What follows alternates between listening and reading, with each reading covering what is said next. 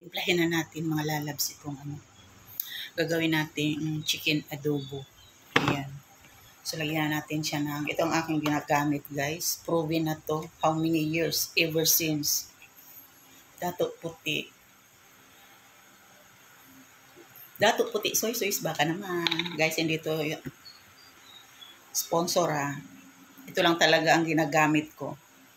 Kahit anong luto. Wala na nga, paubos na pala, Ayan.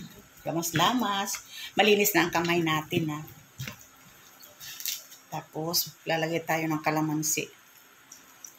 O konti na yung kalamansi ko. Timplahan ko na lang ito ng ibang Wala na pala akong kalamansi. Ayan. Ang ulam ni Seth. Kasi ako marami akong leftover. Hindi ko pa maubos-ubos yung ginataang hipon. So, meron tayong, lagyan natin paminta. Ayan.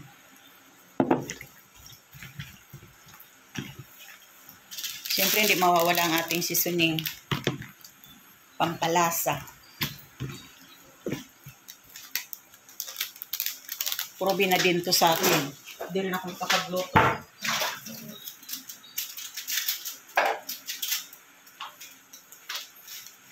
Ayan. Baka naman. Magic sarap. Magic sarap mga lalabs. Hindi po ito sponsor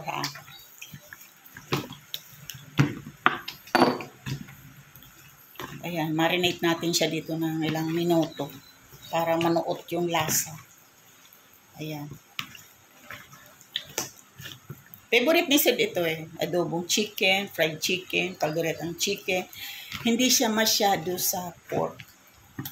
Kung napipilitan siyang kumain, lalo pag yung no choice siya, ayan, napipilitan siyang kumain. Ayan, lalagyan natin po ito siyang garlic.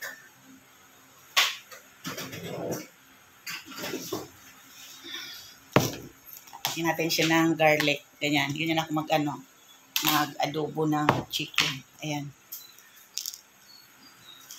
Fried garlic. Ayan guys.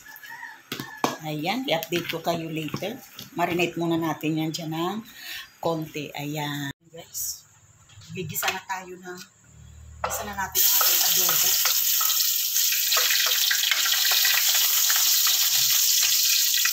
Bango ng bawang.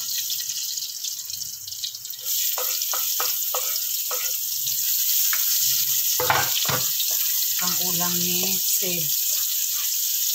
Ayan. Favorite na talaga ang adobo. Ilagay na natin itong chicken.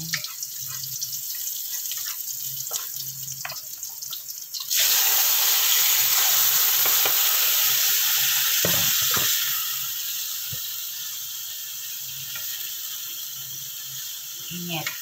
Ayan. Shout out sa kawali kung walang tangkay. Meron akong kawali guys. Ayan nakasabit. Fry pan. Mas gusto ko itong walang tangkay. Baka naman. Ayan, ito ang ating adobo. Pakukuluin muna natin yan. Diyan siya.